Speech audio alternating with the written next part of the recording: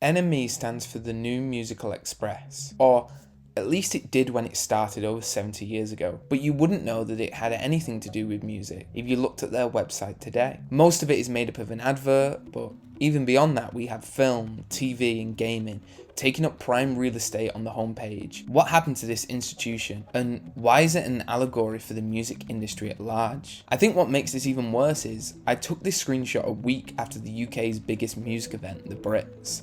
So there really should be no shortage of music news for a music news publication to write about. Ultimately, however, the story of NME is a story of desperation and losing your way, as well as losing your brand identity over time, after the industry at large changes around you. But there may be some hope for the NME after all, but more on that later. NME started in 1952, but you might wonder why it's called the New Musical Express. What happened to the original? A music publisher and journalist, who was a music promoter at the time by the name of Maurice Keane, was told by Les Perrin, the original news editor of the Musical Express, that the Musical Express was running low on money and would have to soon cease operations. Maurice Keane decided he would put up the money of £1,000 for the Musical Express, which would be about £25,284 today, renaming the paper to the New Musical Express, a name that it keeps to this day. The Accordion Times was the predecessor to the Musical Express, which is a funny thing to think about, but makes sense when you look into it. In 1935, when the Accordion Times started, the accordion was seen as the popular amateur instrument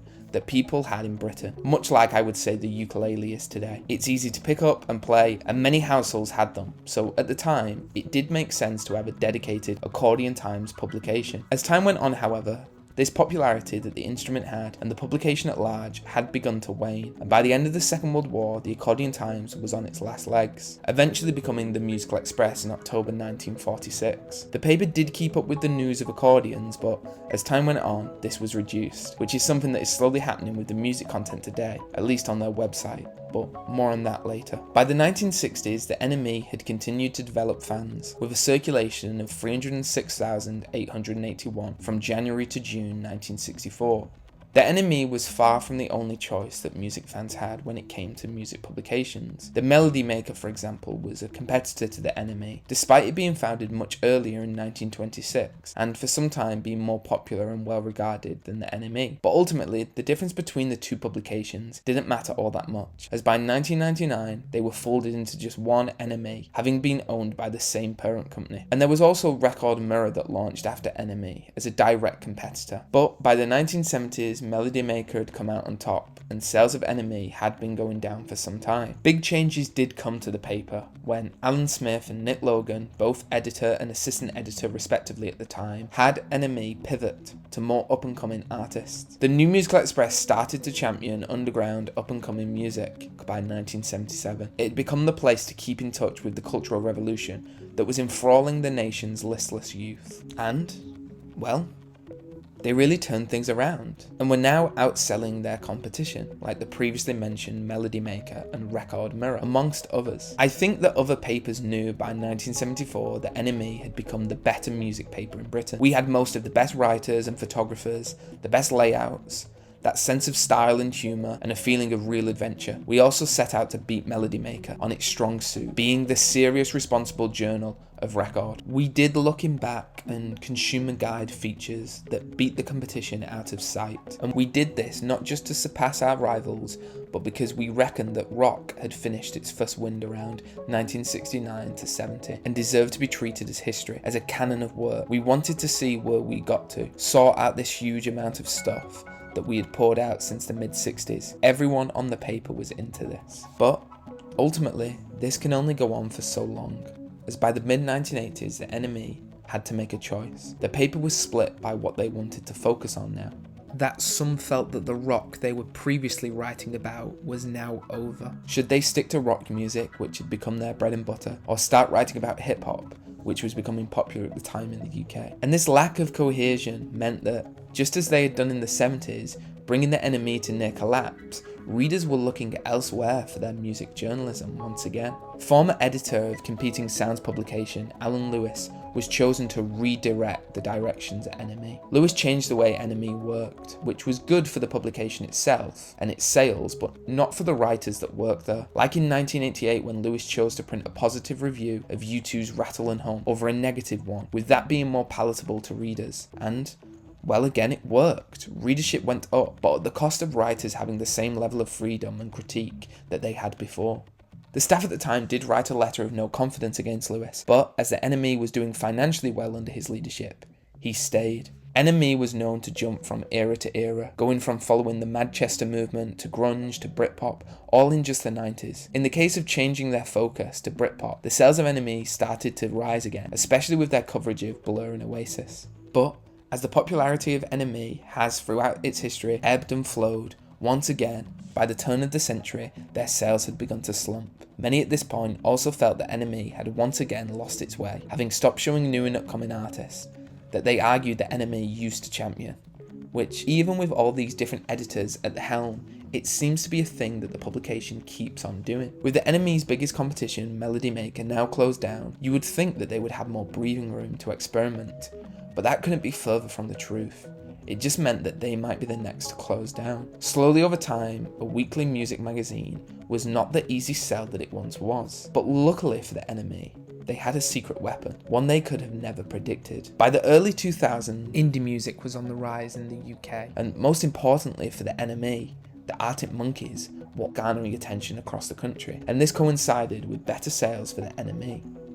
The Arctic Monkeys in particular were often featured countless times in NME, and many of the covers featured them and Alex Turner for years. It seems that they had found their new indie runaway success, and they were trying hard not to let go of it, which, as time went on, would be a harder and harder thing for the publication to do, even if it brought them sales, and they were in desperate need of those. Carolyn Sutherland of The Guardian questioned this choice to focus on a single style by saying, quote, "NME bands fall within a very narrow parameter. In the 80s, the paper prided itself on its coverage of hip-hop, R&B, and the emerging dance scene, which it took seriously and featured prominently, alongside the usual Peel-endorsed indie fare. Now though, it's a range of approved bands that has dramatically shrunk to a strand embodied by the Arctic Monkeys, Baby Shambles and Muse. Bands who you don't need specialist knowledge to write about, and who are just indie enough to make readers feel that they are part of a club. Like everything else in publishing, this particular direction must be in response to reader demand, but it doesn't half make for a self-limiting magazine. I won't blame the NME for this decision, as even Sullivan states,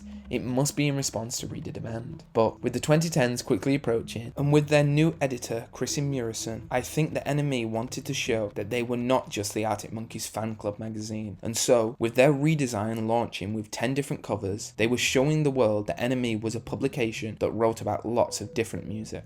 By 2014, the NME had a circulation of 15,830. How do you get more people to read? Well, in 2015, they decided that they would become a free publication. That surely can't be a good sign. A free publication was a difficult thing to get right. Unlike the Metro, another free print here in the UK that targets commuters taking public transport and thus distributes their paper on buses and in stations, for NME, university campuses, plus the more traditional transport network, was a system that was used to distribute this new free version. In some ways, this worked, and NME got their highest circulation numbers of 307,217 copies, which would be impressive if this wasn't free to pick up by anyone. But maybe this change was what NME needed. But this was not enough. NME was, for the first time in its then 65 years, which is even longer if you count its time as Accordion Times, would no longer be printed, but its website and online edition would continue. The final print issue of NME came out in March 2018. This is even referenced in the Arctic Monkeys song, She Looks Like Fun. We moved it all online as of March. Quite fitting after all the covers of NME the Arctic Monkeys have adorned over the years. As I mentioned at the start of the video, NME does still exist online, but it's a shell of its former self. And that would be the end of the story if it wasn't for the fact that NME is very persistent. But hey, if you can go from an Accordion magazine and still be around in some form all these years later, you have definitely earned it. And this persistence has paid off, as well, it's back in print. Instead of being a weekly magazine about music, it has come back as a premium product, and that does make sense. Vinyl records prove it. Despite them being more expensive and less convenient than just streaming, if you really like music, you don't mind those things because you get to physically own it in a tangible way. And it's in the same way I see that NME has come back. In this form, fans will pay a premium for an edition that has their favourite artist on the cover, or they just like music generally.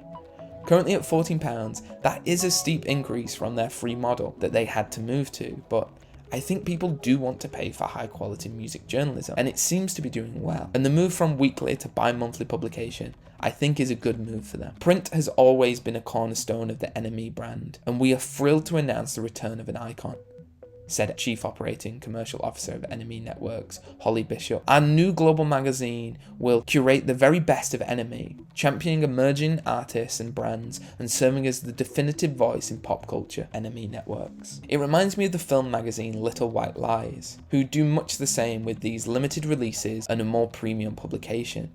And dedicated fans are willing to pay for something like this if they think it's worth it. It also helps that their parent company owns Dawson Music, where you can conveniently buy this new print version. NME can't compete with the band's social media when it comes to giving out news, and well, for some years they were trying to do that, not realising that its ship has sailed, all the while watering down their journalism in the process. However, by now admitting that there is a dedicated fan base that would be willing to see NME focusing on doing what it does best, despite it being a smaller but more dedicated fan base, it seems that NME has ultimately turned a new page. If only the website could get the same treatment. Thanks for watching. If you enjoyed this video, make sure to check out the one that I did on Apple's obsession with music. In much the same way as NME has had to change over time, so has Apple. Can it still have the same control over music that it once did, now in the age of streaming?